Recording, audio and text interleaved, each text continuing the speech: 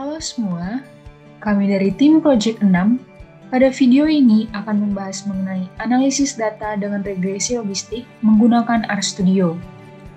Sebelum itu, ada pun anggota dari tim Project 6 terdiri dari Akila Nisalwa Akam, Rosarina Debesti, Fahmi Burhanuddin, dan Dini Aryanindi. Sebelum melangkah lebih jauh, apa sih regresi logistik itu?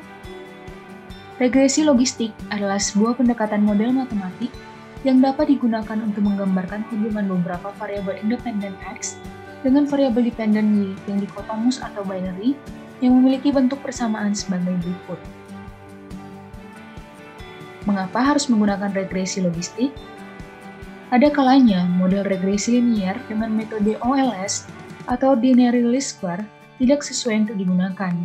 Hal yang sering terjadi dalam penggunaan model tersebut adalah terjadinya pelanggaran asumsi Gauss-Markov. Misalnya, pada kasus di mana variabel dependen Y bertipe data nominal atau kategori, sedangkan variabel bebas atau prediktornya bertipe data interval atau rasio. Lalu, apa yang akan terjadi bila tetap memakai model regresi linier pada kasus tersebut? Bila metode regresi linier biasa diterapkan pada kasus semacam ini, akan terdapat dua pelanggaran asumsi Gauss-Markov, yaitu yang pertama, error dari model regresi yang didapat tidak menyebar normal. Lalu yang kedua, ragam dari error tidak homogen, atau terjadi heteroskedastisitas pada ragam error. Untuk mengatasi masalah ini, diperkenalkan metode regresi logistik, yang di dalam penggunaannya tidak membutuhkan asumsi kenormalan, homoskedastis, dan hubungan linier antara variabel independen dengan variabel dependen. Jadi, tujuan utama dari analisis regresi logistik adalah yang pertama, untuk memprediksi probabilitas terjadi atau tidak terjadinya suatu event atau kejadian berdasarkan nilai prediktor yang ada. Lalu yang kedua, untuk mengklasifikasikan subjek penelitian berdasarkan ambang atau threshold probabilitas. Adapun pembahasan di dalam video ini mencakup yang pertama, penerapan metode regresi logistik pada satu contoh kasus penelitian hubungan variabel dependen kualitatif atau biner dengan variabel bebasnya. Lalu yang kedua, identifikasi model regresi logistik, interpretasi setiap koefisien pada model, dan bagaimana pengaruh antara variabel independen dengan variabel dependen. Lalu yang ketiga, pengujian ketepatan atau kebaikan dari model regresi logistik yang sudah dibentuk beserta interpretasinya. Dan yang keempat, mengidentifikasi hasil odds ratio atau peluang suatu kejadian terjadi relatif terhadap peluang kejadian tersebut tidak terjadi beserta interpretasinya. Contoh penerapan metode regresi logistik pada video ini akan menggunakan variabel kondisi Lever sebagai variabel dependen yang bertipe kualitatif atau biner yang terdiri dari dua kategori, yaitu tidak rusak berkategori 0, rusak berkategori 1. Lalu, menggunakan 4 variabel independen yang terdiri dari dua variabel kuantitatif, yaitu usia dan skor fungsi enzim. Selain itu, terdapat dua variabel kualitatif atau kategori, yaitu variabel gender yang terdiri dari dua kategori, yaitu pria berkategori 0 dan wanita berkategori 1. Dan variabel selanjutnya merupakan variabel konsumsi alkohol yang juga terdiri dari dua kategori, yaitu yang bukan konsumen berkategori 0 dan yang konsumen berat berkategori 1. Untuk analisis selanjutnya, kita akan langsung beralih pada aplikasi RStudio. Contoh ini bertujuan untuk melakukan klasifikasi rusak atau tidaknya kondisi liver yang dilihat dari pengaruh variabel bebas, skor fungsi enzim, usia, gender, dan konsumsi alkohol. Adapun langkah-langkahnya yaitu untuk langkah yang pertama adalah proses input data. Untuk data yang dipakai adalah data yang berjudul data reflog 1, dan memuat variabel bebas X1 sampai X4 dan variabel tak bebas Y. Hasilnya adalah sebagai berikut, di mana setiap variabel tersebut memiliki keterangan variabel yang merupakan kondisi liver, di mana tidak rusak berkategori 0 dan rusak berkategori 1, lalu variabel X1 adalah usia, variabel X2 adalah gender, di mana pria berkategori 0 dan wanita berkategori 1, variabel X3 merupakan konsumsi alkohol, bukan konsumen berkategori 0 dan konsumen berat berkategori 1, dan variabel bebas X4 adalah skor fungsi enzim.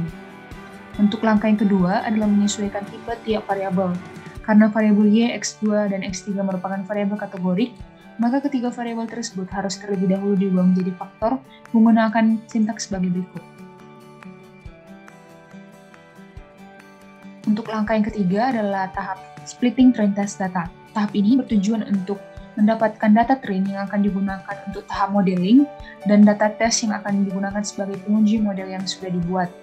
Untuk sintaksnya adalah sebagai berikut. Lalu untuk tahap yang keempat adalah membentuk model regresi logistik. Model regresi logistik yang akan dibentuk memuat variabel tab bebas Y dan variabel bebas X1, X2, X3, dan X4 yang sudah dimuat sebelumnya, dan model ini akan didefinisikan sebagai mode 1, dan untuk mendapatkan modelnya adalah menggunakan sintaks sebagai berikut. Hasilnya menunjukkan bahwa variabel X1, X3 kategori 1 itu konsumen alkohol berat, dan X4 yaitu skor fungsi enzim memiliki pengaruh yang positif terhadap kondisi liver. Sedangkan variabel X2 kategori 1 yaitu gender wanita berpengaruh negatif terhadap kondisi liver. Untuk menguji keakuratan dari hasil tersebut akan dilakukan pengujian signifikansi parameter koefisien regresi logistik pada tahap yang kelima, yang terdiri dari yang pertama adalah uji simultan yang bertujuan untuk mengetahui apakah setiap variabel bebas di dalam model berpengaruh atau tidak terhadap variabel tak bebas. Untuk hipotesisnya adalah sebagai berikut, dengan alpha 5% dan chi-square tabel sebesar 9,487.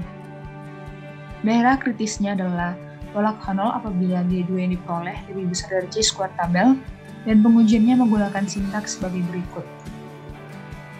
Lalu dari hasil yang diperoleh, didapat G2 yaitu sebesar 108,663 yang lebih besar dari chi-square tabel, sehingga keputusan yang diambil adalah tolak H0 dengan tingkat signifikansi 5%, terdapat cukup bukti menyatakan bahwa minimal terdapat satu variabel bebas yang signifikan mempengaruhi variabel bebas.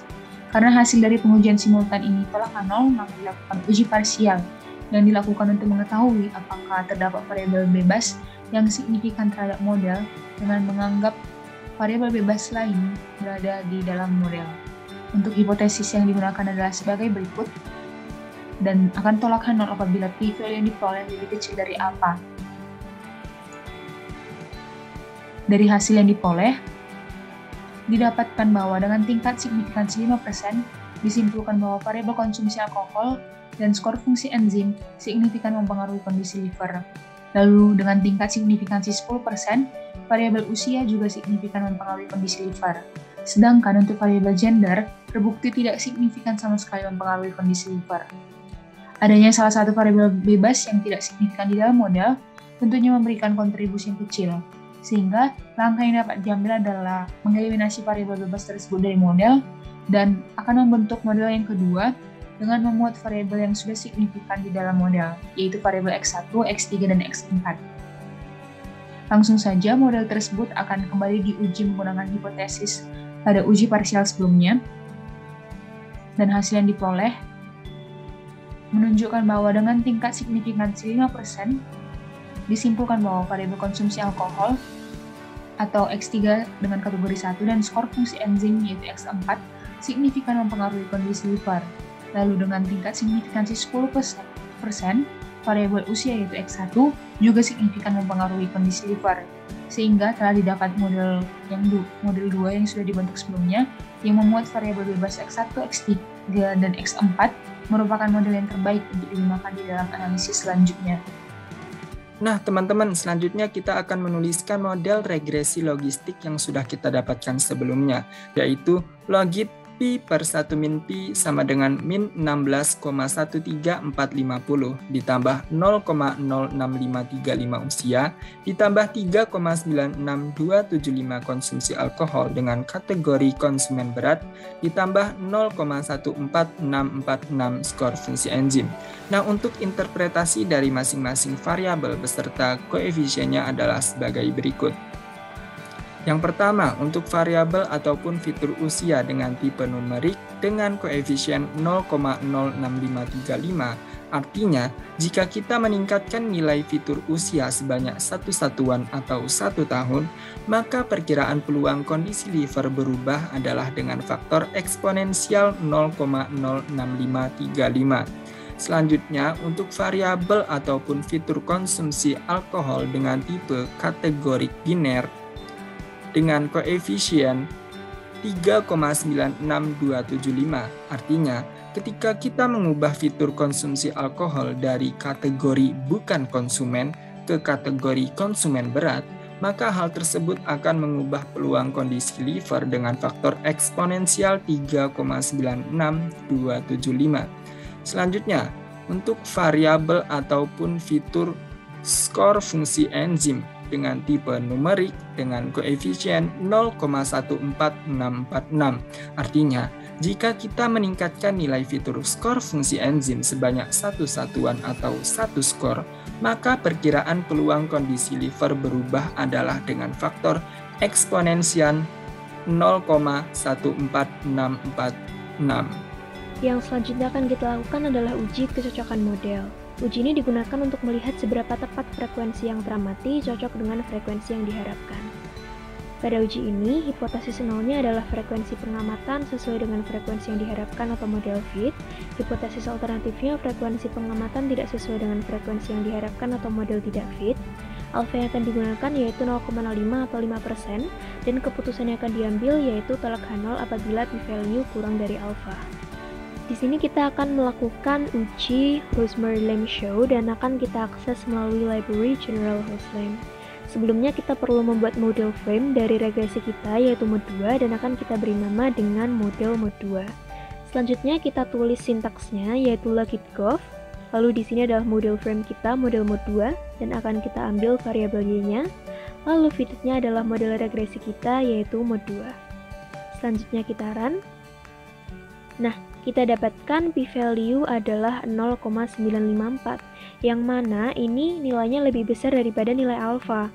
Maka kesimpulan yang kita ambil adalah model yang digunakan sudah fit, yang menandakan bahwa frekuensi pengamatan sesuai dengan frekuensi yang diharapkan. Selanjutnya, kita akan melakukan prediksi kondisi liver seseorang berdasarkan variabel-variabel independennya. Di sini kita akan menggunakan library ggplot2. Lalu kita akan membuat variabel baru pada data test yang akan kita beri nama prop_data atau probabilitas data. Di sini kita gunakan sintaks predict, kurung buka, mode 2. Ini adalah model yang kita gunakan. Lalu type-nya response, dan new data berada pada data test. Selanjutnya kita akan membuat plot menggunakan sintaks ggplot. Dengan data yang digunakan adalah data test. Lalu untuk aesthetic mapping, kita gunakan variabel prop_data sebagai x-nya. Geom density-nya kita pakai length width 0,5. Dan plot kita akan beri judul distribusi probabilitas data prediksi kerusakan liver. Lalu untuk temanya kita pakai tema minimal, yang mana maksudnya plot nanti akan dibentuk tanpa anotasi background. Jadi ini nanti kita bisa ganti-ganti ya, bisa thin gray, bisa classic, bisa BW gitu. Lalu kita run. Nah, dari grafik yang dihasilkan dapat kita lihat bahwa hasil prediksinya lebih condong ke arah probabilitas 0 atau tidak terjadi kerusakan liver.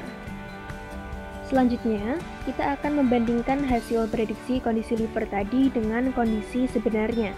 Kita akan membuat variabel baru pada data test dengan nama pred_data atau data prediction. Jadi, dari nilai probabilitas yang sudah kita dapatkan di tahap sebelumnya, kita akan mengklasifikasikannya menjadi dua klasifikasi, yaitu tidak rusak dan rusak. Nah, kita akan menggunakan sintaks, nih, vector, kurung buka ifills, kurung buka, ini data test kita. Jadi, ketika nanti probabilitas datanya di atas 0,5, maka akan kita kategorikan sebagai rusak, yaitu kondisi yes, dan tidak rusak, kondisi no. Lalu selanjutnya, setelah kita beri kategori, kita akan membuat tipe dari variabel pred_data dan variabel y, agar lebih mudah untuk melihat perbandingan nilai dari kedua variabel. Kita akan ambil 10 data teratas sebagai sampel tipe kita. Nah, kita akan menggunakan sintaks ini. Jadi dari data test, kita ambil data 1-10, lalu variabel yang kita ambil adalah pred_data dan variabel y. Setelah itu kita run. Nah, dapat kita lihat hasilnya. Terlihat bahwa nilai prediksi dengan kenyataannya bernilai sama ya untuk 10 data teratas ini, sehingga model yang digunakan untuk prediksi kita dapat katakan sudah sesuai. Pembahasan selanjutnya mengenai model evaluation. Untuk confusion matrix, pada model ini yang menjadi positif adalah yang rusak, didefinisikan dengan angka 1, sedangkan yang negatif adalah yang tidak rusak, yang didefinisikan dengan angka 0. Berikut confusion matrix yang dihasilkan oleh R. Bagaimana cara kita mendapatkannya? Pertama-tama kita memerlukan library caret. Selanjutnya kita menggunakan fungsi confusion matrix dengan dalam kurung data underscore test $y yang merupakan target, data underscore test underscore data yang merupakan prediksi dan positifnya adalah yang rusak. Selanjutnya kita run dan diperoleh hasilnya sebagai berikut. Ini merupakan confusion matrix yang dihasilkan dan diperoleh juga seberapa besarnya akurasi, sensitivity, specificity, dan lain-lainnya. Apa artinya confusion matrix tadi? Di sini ada angka 12 yang merupakan TP atau true positive, yang artinya ada sebanyak 12 orang pasien yang diprediksi memiliki kondisi hati yang rusak dan sebenarnya memiliki kondisi hati yang rusak. Selanjutnya, angka 2 di sini merupakan FP atau false positive, yang artinya ada sebanyak 2 orang pasien yang diprediksi memiliki kondisi hati yang rusak, namun sebenarnya memiliki kondisi hati yang tidak rusak. Angka 1 di sini merupakan FN atau false negative, yang artinya ada sebanyak 1 orang pasien yang diprediksi memiliki kondisi hati yang tidak rusak, namun sebenarnya memiliki kondisi hati yang rusak. Dan selanjutnya, angka 18 merupakan TN atau true negative, yang artinya ada sebanyak 18 orang pasien yang diprediksi memiliki kondisi hati yang tidak rusak dan sebenarnya memiliki kondisi hati yang tidak rusak. Selanjutnya, beberapa pembahasan mengenai akurasi, recall atau sensitivity, specificity, precision, dan F1 score. Selanjutnya, kita lakukan penghitungan pada RStudio. Telah diketahui TP sebesar 12, FP sebesar 2, TN sebesar 18, dan FN sebesar 1. Lalu kita hitung akurasi dengan rumus berikut. Kita masukkan angkanya, selanjutnya kita run, dan diperoleh nilai akurasi sebesar 0,909. Lalu kita hitung sensitivity dengan rumus berikut. Kita masukkan angkanya, lalu kita run, dan diperoleh nilai sensitivity sebesar 0,923. Selanjutnya adalah specificity dengan rumus berikut. Lalu kita run, diperoleh nilai sebesar 0,9. Lalu untuk precision dengan rumus berikut, diperoleh nilainya sebesar 0,8571429. Lalu untuk F1 score dengan rumus berikut, diperoleh nilainya sebesar 0,889. Nilai terbaik F1 score adalah 1 dan nilai terburuknya adalah 0. Secara representasi, terlihat bahwa F1 score memiliki nilai sebesar 0,889 yang mendekati angka 1, sehingga mengindikasikan bahwa model klasifikasi ini mempunyai precision dan recall yang baik. Interpretasi lainnya, untuk akurasi, menyatakan seberapa mampu model menebak dengan benar target Y. Untuk recall atau sensitivity, menyatakan dari semua data aktual yang positif, seberapa mampu model menebak benar. Untuk specificity, menyatakan dari semua data aktual yang negatif, seberapa mampu model menebak yang benar. Untuk precision, menyatakan dari semua hasil prediksi, seberapa mampu model dapat menebak benar kelas positif. Untuk F1 score, menyatakan perbandingan rata-rata presisi dan recall yang dibobotkan, diperoleh angka sebesar 0,8889. Sehingga dapat kita katakan bahwa model ini memiliki akurasi, recall atau sensitivity, specificity, precision, dan F1 score yang baik, karena semuanya bernilai mendekati angka 1. Selanjutnya adalah tuning cutoff, digunakan untuk mengetahui threshold maksimum dari apa yang akan kita teliti. Pada RStudio, berikut beberapa sintaks yang kita gunakan. Ini dibuat terlebih dahulu performa, Dengan functionnya ada cutoff, prop, ref, post target, next target, lalu dibuat predict, conf, acc, rec, preg, lalu spec, ada mat, call names, dan terakhir ada return, kita run, lalu dibuat juga co atau cutoff dan resultnya. Kita buat iterasi. Di sini ada beberapa library yang digunakan. Lalu kita membuat data frame.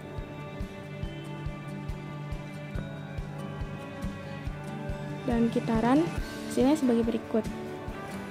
Berdasarkan trade-off model performance di atas, dapat kita tahu bahwa dengan cutoff 0,5, kita memperoleh nilai specificity dan precision yang cukup tinggi, namun akurasi dan sensitivity-nya terlihat lebih rendah. Pembahasan selanjutnya adalah odds ratio. Odds dari suatu kejadian, kadang disebut juga sukses, adalah peluang suatu kejadian terjadi relatif terhadap peluang kejadian tersebut tidak terjadi. Odds ratio secara sederhana didefinisikan sebagai rasio antara dua odds. Rasio odds 1 terhadap odds 0. Untuk mendapatkan nilai odds ratio dari data yang digunakan pada pembahasan kali ini di RStudio, berikut adalah sintaks yang digunakan.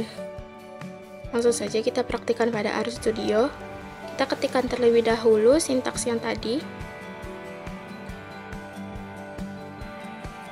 Pada sintaks ini digunakan mode 2 atau model kedua karena model tersebut pada data ini memiliki variabel yang seluruhnya itu signifikan pada model tersebut. Selanjutnya kita run, dan berikut adalah nilai odds rasionya. Dari output yang sudah kita peroleh, bagaimana interpretasinya? Mari simak pembahasan berikut. Untuk variabel usia sebagai X1, diperoleh nilainya sebesar 1,067537, yang artinya kecenderungan seseorang dengan usia lebih tinggi 1 tahun untuk memiliki kondisi liver yang rusak adalah 1,067 kali lebih tinggi dibandingkan seseorang dengan usia yang lebih rendah 1 tahun. Selanjutnya, variabel konsumsi alkohol sebagai X3. 0 untuk bukan konsumen dan 1 untuk konsumen berat. Diperoleh nilainya sebesar 52,60166, yang artinya kecenderungan seseorang yang merupakan konsumen berat untuk memiliki kondisi liver yang rusak adalah 52,6 kali lebih tinggi dibandingkan seseorang yang merupakan bukan konsumen. Variabel selanjutnya yakni variabel skor fungsi enzim sebagai X4 diperoleh nilainya sebesar 1,157724, yang artinya kecenderungan seseorang dengan skor fungsi enzim lebih tinggi 1 satuan skor untuk memiliki kondisi liver yang rusak adalah 1,158 kali lebih tinggi dibandingkan seseorang dengan skor fungsi enzim yang lebih rendah 1 satuan skor. Sekian dan terima kasih sudah menyimak video pembahasan kali ini mengenai regresi logistik. Semoga bermanfaat. Sampai jumpa.